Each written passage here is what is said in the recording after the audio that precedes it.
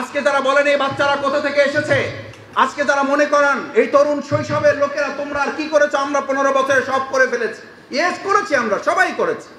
কিন্তু আমাদের এই তরুণ যুবকেরা যে রাষ্ট্র গঠনের জীবন বাজি রেখে একটা মানলে একটা যায়, বাকিগুলো সরে না, এই উদাহরণ আমাদের তরুণ যুবকেরাই করেছে। আমরা অনেকে তা করতে পারি নাই। এই যাত্রাবাড়িতে নারায়ে তাকবীর স্লোগানের হয়েছে, গুলি চলেছে, আমরা দাঁড়িয়েছিলাম। আবার এই যাত্রাবাড়ির ভিডিও ক্লিপ এখনো পাওয়া যায়, যারা স্লোগান দিতে দিতে তাদের কর্মীদের রেখে নিয়ে তারা পালিয়ে চলে গেছে। আসসালামু আলাইকুম ওয়া রাহমাতুল্লাহি ওয়া বারাকাতুহু। সম্মানিত সুধী মণ্ডলী, উপস্থিত তরুণ যুবক ভাইরা, আমাদেরকে আল্লাহ তাআলা সৃষ্টি করেছেন। সৃষ্টি করে আমাদের অবকাঠামো সম্পর্কে আজকে যারা আমাদেরকে তারুণ্য যৌবনের একটা পরিচয় আমরা যারা দিতে স্বাচ্ছন্দ্য বোধ করি, আমাদের শুরুটা কি, শুরুটা সম্পর্কে আমাদের একটা ধারণা দেওয়া হয়েছে। অকদ কুনতা মা মাহিনা, আমাদের শুরুটা তারুণ্য দেওয়া হয়নি, যৌবন দেওয়া হয়নি, শৈশব কিংবা কৈশোর দেওয়া হয়নি। একেবারে অপবিত্র অপরিচ্ছন্ন একটা ফোঁটা পানি থেকে আমাদের শুরু। সেখান থেকে বলা হয়েছে ওমান জাআলাকা দামা, তোমাদেরকে কে রক্তে পরিণত করেছে। ওমান জাআলাকা লাহমা, কে তোমাদেরকে মাংসে পরিণত করেছে। ওমান জাআলাকা ইযামা, কে তোমাদেরকে এই সুন্দর তারুণ্যের যৌবনের বার্ধক্যের এই কাঠামোটা কে তোমাদেরকে দিয়েছে। অকাদ কুনতা দাঈফা, অথচ তোমরা তো খুব দুর্বল ছিলা। ওমা কুনতা সগীরা, তোমরা তো খুব ছোট ছিলা।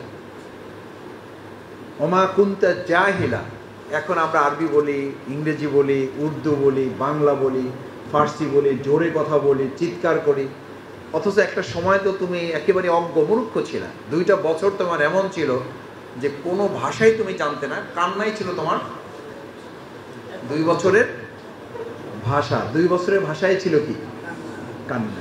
আমরা আজকে যারা এখানে আছি, আবার কিন্তু আল্লাহ আমাদেরকে হায়াত দিলে আমরা আবার বার্ধক্য থেকে শৈশবের এই জায়গায় আমরা আবার শিশুতে পরিণত হব। আবার শিশু হব কিভাবে? শিশু অবস্থায় যেমন আমরা একজনের সহযোগিতা ছাড়া চলতে পারি নাই, আবার আমাদের এমন বার্ধক্য এসে কখনো কখনো উপস্থিত হয় যে আমরা ওই অবস্থাতে আবার কারো সহযোগিতা ছাড়া চলতে পারি না। সুতরাং এই তারুণ্য, এই যৌবন আল্লাহর পক্ষ থেকে জীবনের মধ্যে আর একটা বিরাট নিয়ামত। জীবন একটা নিয়ামত, যৌবন আর একটা নিয়ামত। তাহলে গোটা জীবনের মধ্যে জীবন একটা নিয়ামত, তার মধ্যে যৌবনটা আলাদা নিয়ামত। সুম্মা লাতুসআলুন্না ইয়াওমাইযিন আনিন নাইম, আর আপনাকে প্রত্যেকটা নিয়ামতেরই জবাব সরকারের কাছে, কার কাছে দিতে হবে? কারণ নিয়ামতটা দিয়েছেন কে?